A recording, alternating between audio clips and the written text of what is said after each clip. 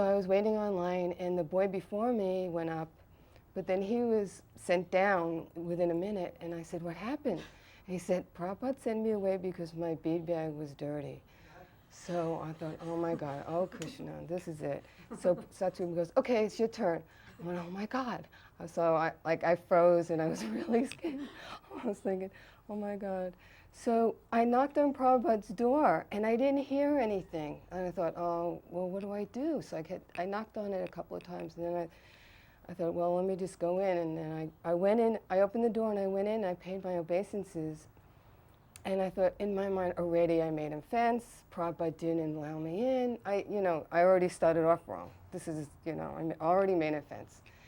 So when I got up, Prabhupada went like this to me.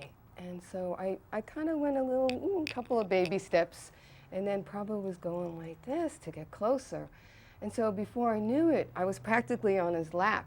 And it was so intimate because Prabhupada was sitting on his desk and he had his Brahmin thread on and his legs were up on the desk, and it was familiar. I felt like, I knew him. There was no heavy, like, oh, he's my spiritual master and it was relaxed. I was very relaxed with him, and he was like enjoying, just me being there. It was just wonderful. So, even though I was still nervous, it was really relaxed. Prabhupada made me relax. So his feet were on the table, and he was showing me. He goes, so you can do this? And he showed me with my hands, and I said, yes, Prabhupada. So, and then he said, so you're chanting 16 rounds? And I said, yes, Prabhupada. And Prabhupada gave me the mantra, and of course I didn't remember. I was too nervous. And he showed me with his hands, and then he said, so you will chant this mantra 3 times a day? And I said, yes, Prabhupada, yes.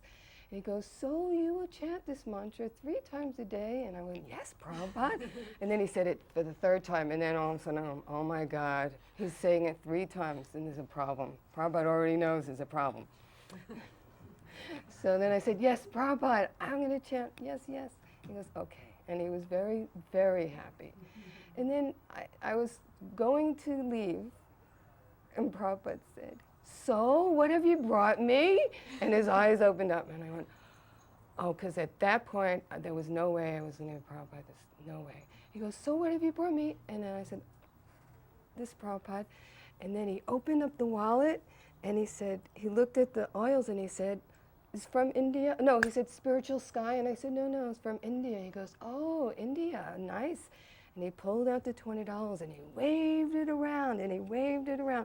And it was like, oh my God, I thought, he's acting like it's $1 million or something. The way he was just enjoying the money, just because he knew what I was thinking. He knew I was thinking that it wasn't enough, and that all the other devotees were bringing so much in Sankirtan, and that there was no way I could, So Prabhupada was so kind. He knew my heart. He knew what I was feeling, and he made it feel so good for me. He made it like I gave him $1 million. And then after, I just said, thank you very much, Prabhupada, and I left, and I was so satisfied. But last year, Prabhupada's festival time, I was telling some of my god sisters in Prabhupada's quarters the story. And it was so sweet to be in Prabhupada's quarters and tell the story. And then they were poking around a little bit, and they found a key. And they unlocked a drawer that was locked for 20 years. And in that drawer, they found the wallet with the 3 incense, the oils. So Prabhupada saved it. That's how sweet and kind he saved that. And then I remember one time in the airport, so it's in my mind, it was TWA, and Prabhupada was sitting by himself. I was thinking, oh my God, how could Prabhupada be by himself? So I stood there, I was thinking, well, let me guard Prabhupada, I'm going to guard him, so a woman's going to guard him. And all the sannyasis, they were all huddled. I guess there was a problem with the tickets. And they were all in a big huddle, and I was looking, and I was thinking, why isn't anybody here?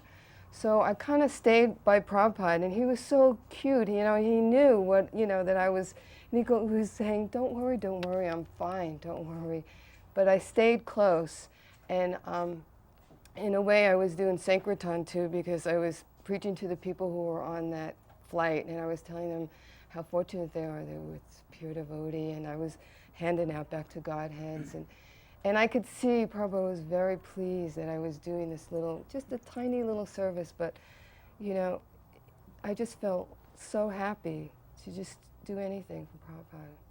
And he was so appreciative. Je anilo